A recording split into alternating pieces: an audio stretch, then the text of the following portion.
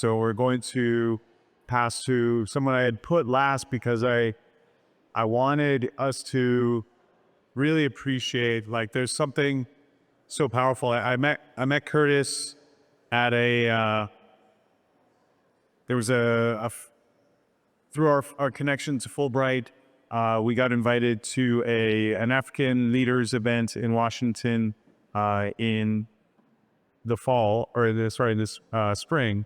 And when he told me what he did, something seemed extraordinarily unique, and I actually didn't feel quite right putting him just in financial innovation, because I feel like what he's done transcends just the financial side of it, transcends, certainly we could have added and made institutional change. So Curtis will tell us in depth, but he created the African Tourism Union. And, I don't want to steal your thunder, but just why I feel it's so powerful. Every nation is spending its own dollars to advertise and to get the word out about tourism there. And that's very expensive. And imagine different African countries could share that cost. So the African Tourism Union brings them together, but they have 26, is it, Curtis? 26 African countries working as one through the mechanism of tours. That as a unifying force for me feels like it transcends categories. So it's a pleasure to have him here. He convened some incredible events with some high-level leaders earlier this week. So want to give him a super warm welcome. Hello, everybody. I know it's been a long day. I'm one of the people who ran down from the UN. We had a big conference there, Africa Open for Business.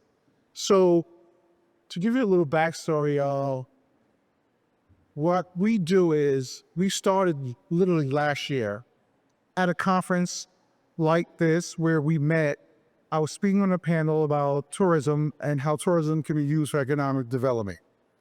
And I was on a panel with the Minister of Tourism from Cote d'Ivoire, the Minister of Tourism from Eritrea, and the Minister of Tourism from Chad. And as we spoke, and they showed the beautiful pictures of their countries and how amazing they looked, what I came to realize is, why weren't you advertising? Why aren't you showing this to the world so they don't look at Africa as just safaris and poverty? And what it came down to was economics. Their countries some are large, but some are small, and they don't have the budgets to really market effectively in our market space. And in Europe and other places like that in the world where advertising, we all know, is very expensive. So literally while we were at the panel, I came with the idea of why not work together? Instead of all of us having $10,000, $20,000 to use to market our countries and not being effective, if we pool that money together based on cooperative economics, now we can start doing stuff to really penetrate the market. And I guess it caught on because I started getting a bunch of calls right after the conference was over from African countries talking about how can you join? And fast forward for a year, now we're at 26 countries. But the big thing I realized also is that tourism is actually the gateway for investment and trade. So if people don't know about your country, they don't find out about your country, or they have the misconceptions about your country, they're not going to be likelihood to go there, which isn't going to lead to trade, which is going to lead to investment. So tourism, I like to look at as a trailer for a movie, right? So how do you get butts in the seat for a movie? You show the highlights of your country. You show them everything that's great there. So what we want to do is show what Africa has to offer beyond safari, beyond the what I call poverty initiatives. So we want to show Africa in a light that lets people know that Africa really doesn't have a problem with tourism. It doesn't have a problem with investment. It doesn't have a problem with trade. It has a problem with perception. And the perception is that these things aren't there in abundance in Africa. So what I'm doing is just the slide is more to show the different aspects of what the African continent looks like. And so what we do with the African Tourism Union is we help these countries not only to cooperative economics be able to penetrate more markets, but we also are teaching them how to market their countries. So how to show things beyond safari. So like I was just with the Minister of Tourism from Zimbabwe, and we had a great conversation because I was like, how come you don't show Great Zimbabwe in your advertising? Because a lot of people don't even know what Great Zimbabwe is, but it's one of the largest structures outside of the pyramids, outside of the African continent. So Senegal is one of the 7 hours to Africa, has some of the top beaches in the world, also has pink lakes. It also has the African Renaissance Museum, which is actually taller than the Statue of Liberty and still taller than Eiffel Tower. These things, if people know about it, they'll come.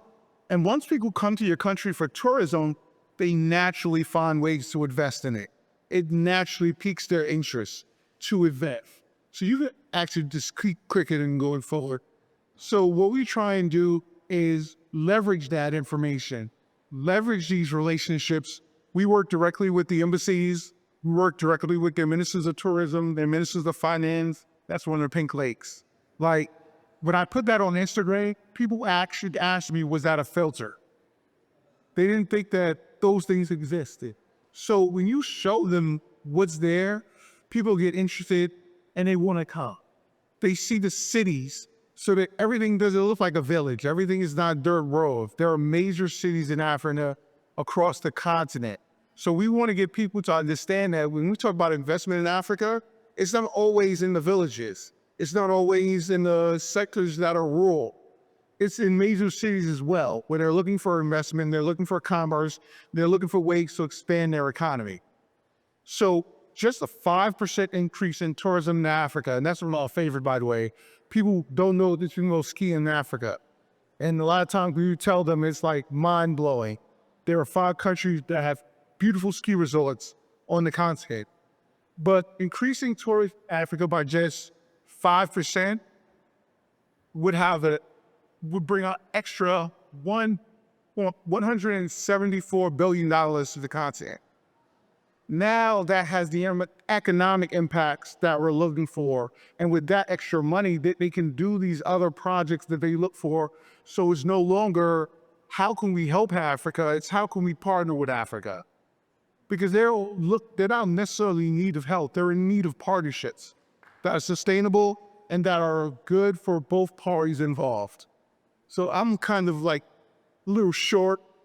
I like to be more interactive and just as people who have questions and things like that.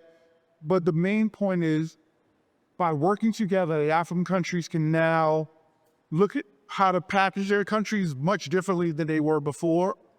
Also pooling our resources, but not just our resources financially, but our resources intellectually. Because Zimbabwe may have a great idea for tourism that can work in Ghana. Ghana may have a great idea for tourism that can work in Sudan. All of these things matter. Also, increasing inter-Africa tourism. They don't know a lot about each other.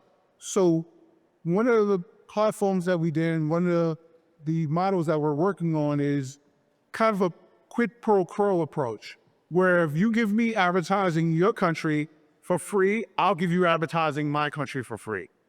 And that'll help both economies grow and both economies increase their tourism. So finding innovative ways to increase tourism to the continent, connecting them with the diaspora, and just making sure that everyone is aware that Africa is more than just pyramids and safaris. We created a partnership with Sinclair Broadcasting, which is ABC. Do you have the sound? And what they're going to be doing now is they're going to be going with us to Africa and broadcasting live on the Good Morning America shows for 7 days to different countries.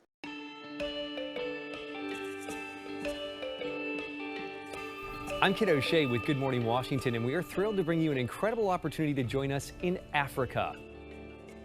In partnership with the African Tourism Union and the National Black Chamber of Commerce, we're embarking on an unforgettable journey to Zambia.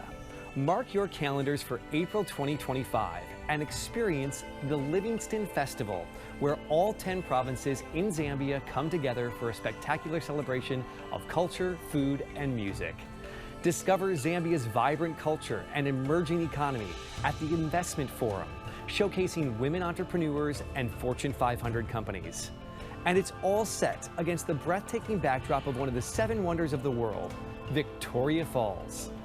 We've taken our viewers around the world, and now we're putting the spotlight on the beauty of Africa.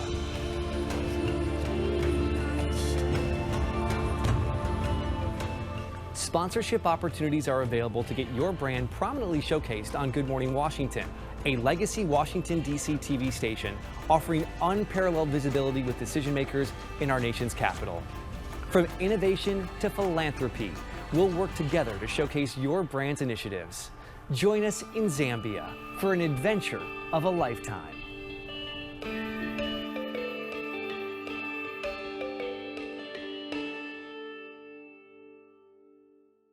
So we entered in this partnership because one of the best ways to change perception is the media. And Good Morning America is such a credible, influential show. It's a great chance for people to see Africa in a different light. With ABC going there, broadcasting live, it dispels the myth of whether it's safe to go there. With them showcasing from the country's tourism, can highlight certain areas, but also shows the investment opportunities that are there and as well, and highlights the cultures and the food and everything else that people love about going. Or why you visit a country to begin with, you want to learn about it. So with this partnership, it lets us expand our market space and lets more people know about what's going on the continent. And for us, it's a great platform. So that's pretty much it for me.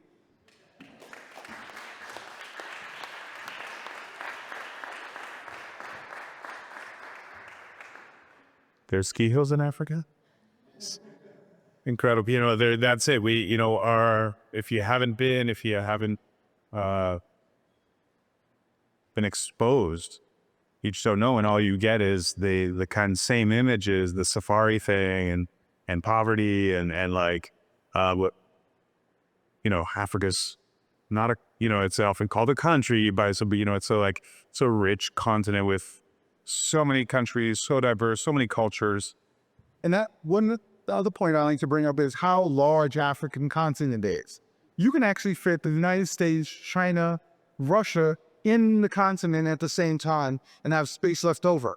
So we don't think of it as that large a landmass, but it truly is. Well, our maps were designed to, you know, minimize, right? And like the true map is a very different picture and many meanings of that.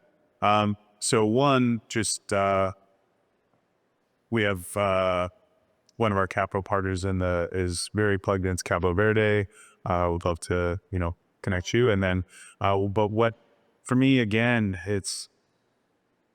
there's the shift in communication that's a powerful part of what you're doing. But for me, the fact that you've got 26 African leaders collaborating on anything ever is world shaped. And that's only growing. Yeah. And you've only been around how long? A year.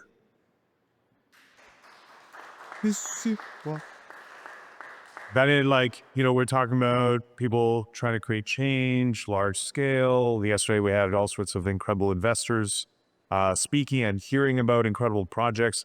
But that for me, that like what's so powerful and the reason I'm so taken with it is because of what it can lead to.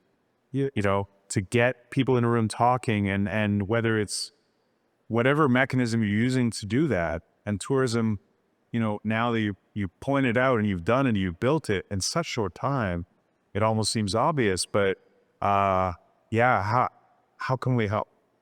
For us, it's all about eyeballs, information, people knowing what we do. We're trying to expand, obviously. We've been around for a year, so funding is always needed. So this way we can build a bigger team to really impact.